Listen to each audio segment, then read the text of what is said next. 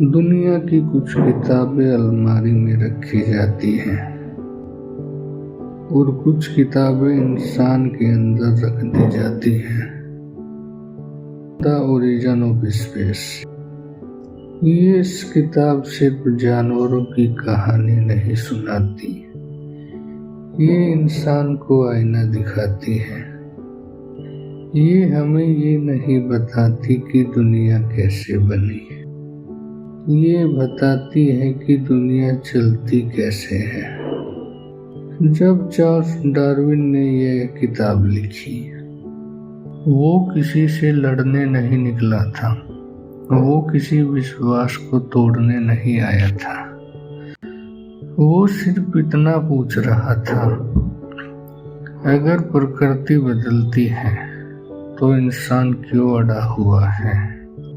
ये किताब हमें सिखाती है कि सबसे ताकतवर बचता नहीं, सबसे तेज भी नहीं, सबसे अमीर भी नहीं, सबसे ज्यादा बदलने वाला बचता है। और यही नियम जानवरों पर लागू होता है, समाज पर लागू होता है और हम सब पर भी लागू होता है। ये किताब ये नहीं कहती कि सब कुछ एक्सीडेंट है, ये कहती है हर फर्क एक संभावना है, हर बदलाव एक मौका। जब आप इस किताब को समझते हैं तो आप जानवरों को अलग नजर से देखते हैं, इंसानों को अलग नजर से देखते हैं और खुद को सबसे अलग नजर से देखते हैं। ये किताब आपको डराती नहीं है, ये आपको जिम्मेदार बनाती है। तो शुरू करते हैं। किताब का नाम है द ओरिजिन ऑफ स्पीशीज। दुनिया की सबसे खतरनाक चीज हथियार नहीं होते, सबसे खतरनाक होते हैं सवाल, क्योंकि सवाल व्यवस्था को हिलाते हैं, क्योंकि सवाल भगवान तक पहुंच जाते हैं और क्योंकि सवाल हमें मजबूर करते हैं सोचने के लिए। आज की यह कहानी किसी उपदेश की नहीं है, किसी धर्म की भी नहीं है, किसी भगवान के खिलाफ नहीं है। ये कहानी है देखने वाले इंसान की। उस इंसान का नाम था चार्ल्स डार्विन।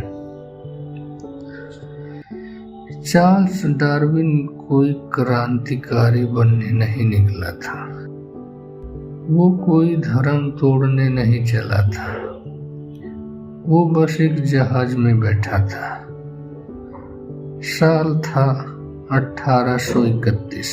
जहाज का नाम था HMS बेंगले। 5 साल की यह यात्रा, जिसमें समुंदर, जंगल, द्वीप, पहाड़।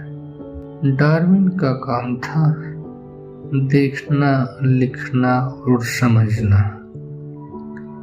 वह बोलता नहीं था, वह प्रचार भी नहीं करता था, वह बस ऑब्जर्व करता था और प्रकृति सब कुछ दिखा रही थी।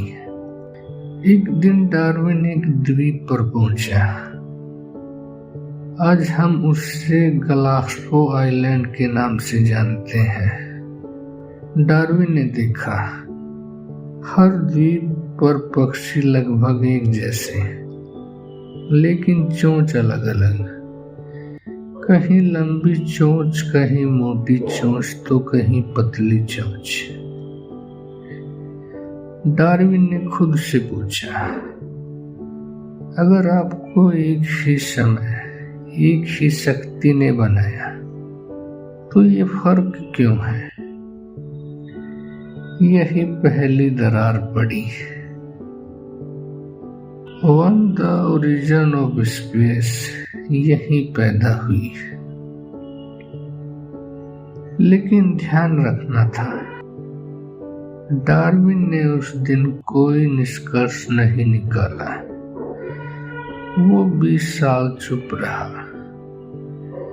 क्यों? क्योंकि वो जानता था ये बात लोग सुन नहीं पाएंगे। आज कहानी मोड़ लेती है। एक जंगल है, हरा भरा, अचानक सूखा पड़ता है। पानी कम, खाना कम। कुछ जानवर मर जाते हैं, कुछ बच जाते हैं। प्रश्न, क्या भगवान ने चुना या प्रकृति ने? डार्विन कहता है प्रकृति ने। ये समझना जरूरी है। डार्विन ये नहीं कहता कि भगवान नहीं है, कि सब कुछ एक्सीडेंट है। वो सिर्फ इतना कहता है, बदलाव एक नियम है।